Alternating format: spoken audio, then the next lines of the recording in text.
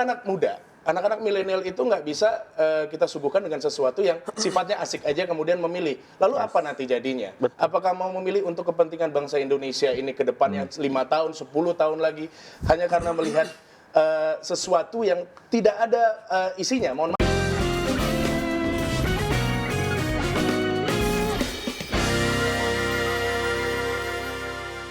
Nah, Sudah sekarang pasti ya? gini yang menarik. Kan kalau misalnya tadi masing-masing sudah memaparkan tentang capres-cawapresnya masing-masing. Nah, saya yakin teman-teman jubir ini kan memperhatikan juga capres-cawapres yang lain dong. Iya. Nah, sekarang kita ke Kak Sami dulu nih. Kak Tony dan Kak Gilang melihat pendekatan komunikasi Mas Anies dan juga Caimin untuk anak muda seperti apa. Jadi ntar biar dikoreksi benar atau enggak. Coba dari Kak Tony dulu. Ya. Saya melihat ya kalau Mas Anies menganggap anak muda ini belum terlihat signifikan karena cawapresnya juga lebih senior bahkan. Nah, ini yang kita perlu lihat kembali dan ya Mas Ganjar dan Pak Mahfud kan imbang-imbang ya usianya ya. Yang kita lihat ya yang lebih memihak pada anak muda hanya Prabowo Gibran. Nah, gimana ini Mas Sami jelas, ditantang itu kayak jelas begitu? karena Ya, ini menarik ya. Jadi memang disampaikan ini dijual-jual masalah usia. Nggak bisa usia itu dijual untuk bisa memimpin ratusan juta rakyat Indonesia untuk dijual hanya sekedar usia. Ini menggambarkan bahwa inkompetensi terjadi di sini. Yang dijual hanya anak mudanya, bukan kompetensi pemimpinnya. Sedangkan bangsa sebesar ini nggak bisa dijual anak-anak mudanya aja. Nggak bisa dijual sekedar usia, enggak.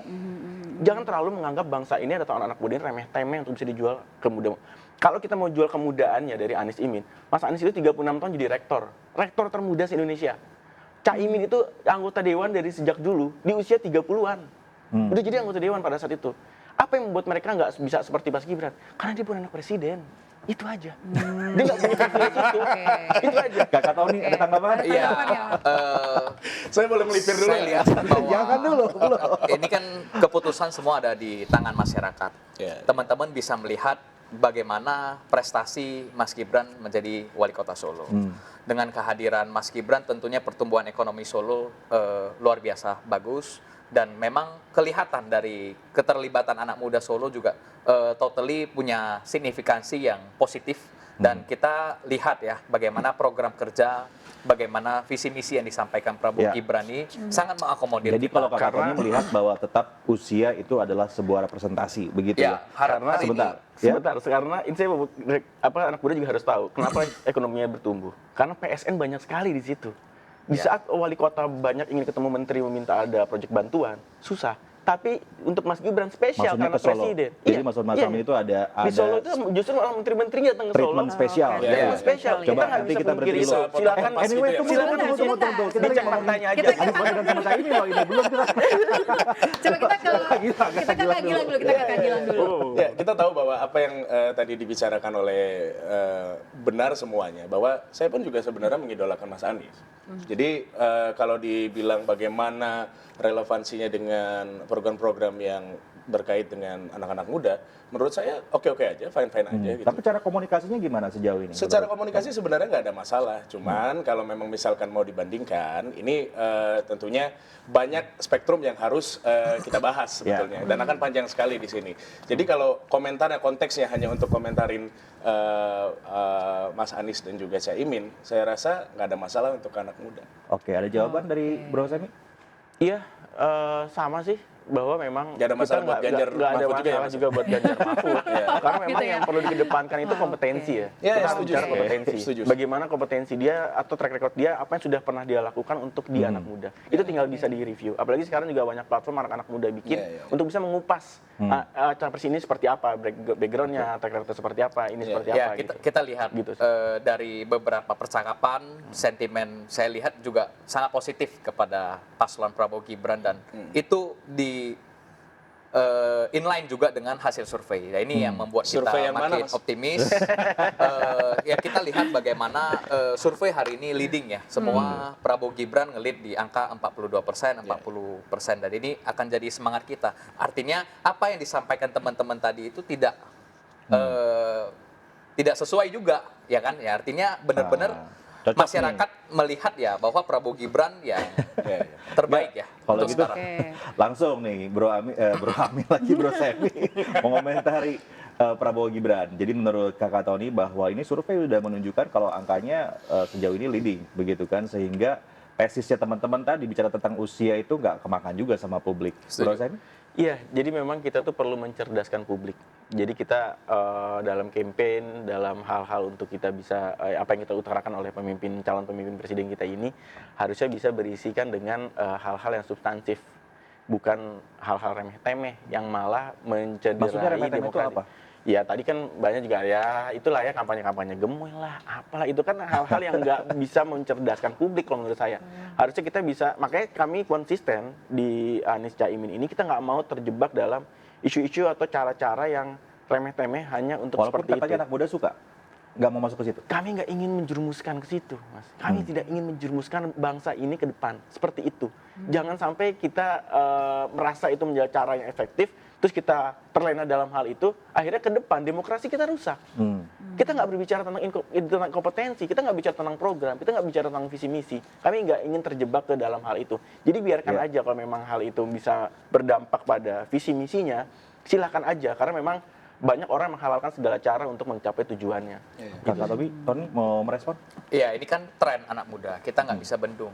Ini kan juga bukan by design dari kita semua. Yakin ya bukan desain dari tim komunikasi Ya ini kan kampanye sangat Prabowo natural Gibran? lah, sangat natural. Artinya ini membuktikan tren gemoy seperti tadi Mbak Aya bilang, membuktikan bahwa Prabowo benar-benar disukai sama anak muda, sehingga ada tren yang sangat positif, ada sentimen percakapan di media sosial yang sangat luar biasa banyak, yang tertinggi dan positif pula. Dan ini menjadi satu kampanye yang positif, kampanye yang kreatif. Jadi saya lihat ya gemoy ini bagian aja, bagian kecil dari narasi Prabowo Gibran, dan tentunya ya pastinya kalau kita bicara program kerja visi misi ya track record Pak Prabowo sebagai Menteri Pertahanan ini sangat bisa kita andalkan.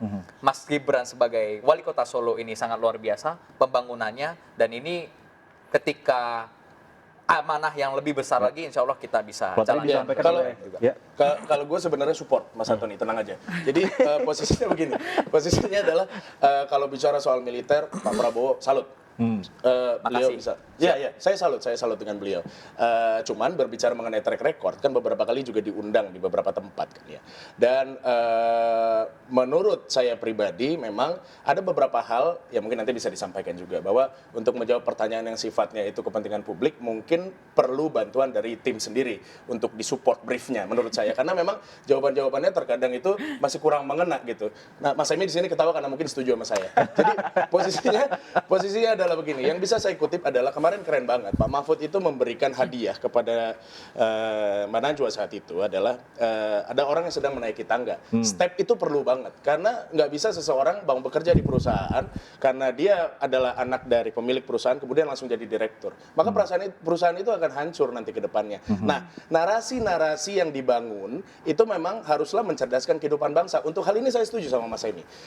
Karena anak-anak muda, anak-anak milenial itu nggak bisa kita suguhkan dengan sesuatu yang sifatnya asik aja kemudian memilih. Lalu apa nanti jadinya? Apakah mau memilih untuk kepentingan bangsa Indonesia ini ke depannya 5 tahun, 10 tahun lagi hanya karena melihat sesuatu yang tidak ada isinya? Mohon jadi maaf. pasti Kakak Tony punya jawabannya ini. Oh pasti. Ya. Tapi tenang, saya support. Iya. Ini saya lihat kan masih asumsi dugaan. Tapi ketika kita lihat survei, kita lihat data, anak muda cenderung ke Prabowo Gibran.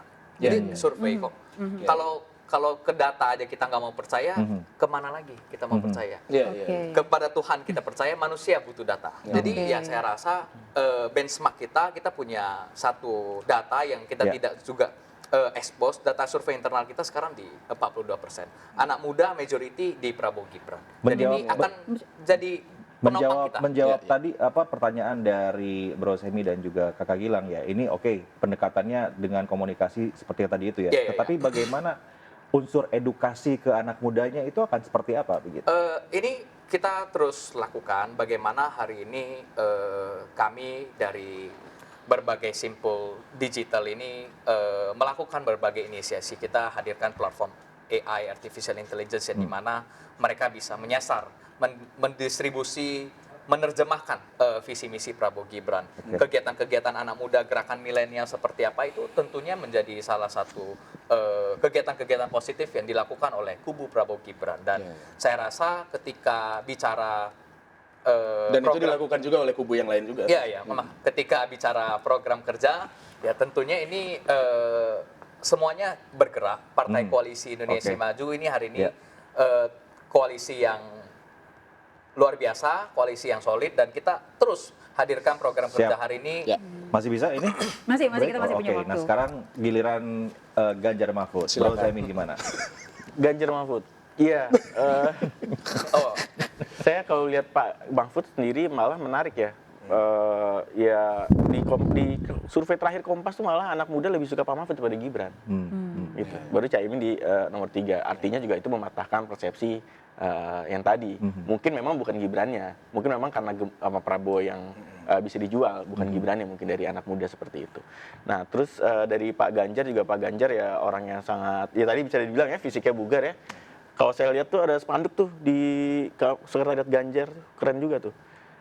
Track apa pilih yang berdasarkan Saya jarang lihat spanduk, soalnya spanduk rekam banyakan jejak tim beliau. rekam jejak, rekam medis gitu kan, berdasarkan rekam jejak, rekam medis dan lain-lain. Maksudnya ada paslon yang nggak bugar gitu? Oh enggak, maksudnya kan tadi loh ini kan Enggak, ini berbicara spanduknya konteksnya. Ganjar. Spanduknya Ganjar. Spanduk di Kuningan kalau nggak salah apa di Menteng. Nah, ya sejalan dengan yang tadi dinyatakan bahwa Pak Ganjar suka olahraga dan lain-lain ya. Iya. Kakak Tony, ada komentar? Ya positif, semua positif. Ganjar Mahfud memberikan ruang juga bagaimana di Jawa Tengah. Artinya hanya saja kapasitas untuk nasional ini ya belum teruji, ya kita lihatlah bagaimana. Artinya semuanya baik. Artinya 3 pasangan calon ini memberikan satu edukasi, satu value kepada anak-anak muda, dan kita serahkan aja kepada masyarakat Indonesia untuk bagaimana menentukan pilihan di 14 Februari 2024. Kakak Gilang, komentar? Ya, ini menarik. Kalau tadi bicara soal Pak Mahfud, kan kita bicara trias politika. Jadi Pak Mahfud pernah berada di tiga-tiganya. Dan ini merupakan salah satu bekal penting untuk edukasi ke anak-anak muda. Bahwa tadi balik lagi soal, kita bicara soal track record, kita bicara soal gagasan, kita bicara soal keilmuan gitu. Saya juga berharapnya bahwa anak-anak muda ini tidak hanya disuguhkan oleh sesuatu yang sifatnya itu maya lah kalau saya bilang. Kita harus kasih mereka bukti nyata, pintarkan mereka, cerdaskan mereka sesuai dengan Undang-Undang Dasar 1945. Jadi jangan sampai terkaburkan oleh narasi-narasi yang sebenarnya oke, tapi nggak terlalu penting gitu.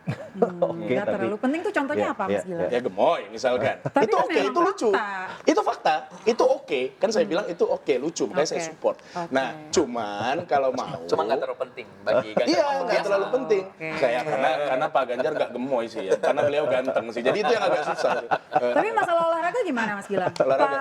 Pak Prabowo berkuda loh. Iya. Pak Ganjar berlari. Kalau Mas Anies kayaknya Sepeda. Sepeda. Oh, berarti Iya. sama-sama ada kegiatan dong. Sama-sama ada Iya. kegiatan. Sama-sama Ya kalau bugar. ngomongin olahraga jangan ngomong ke saya juga. Oke. Berarti malah milenial yang harus olahraga nih ya. Iya, kalau sayanya. Sorry, ini harus break dulu atau gimana nih? Enggak, kita disuruh lanjut Masih nih terus lanjut. kayaknya. Oke. Nah, berikutnya kita akan sama-sama uji ya.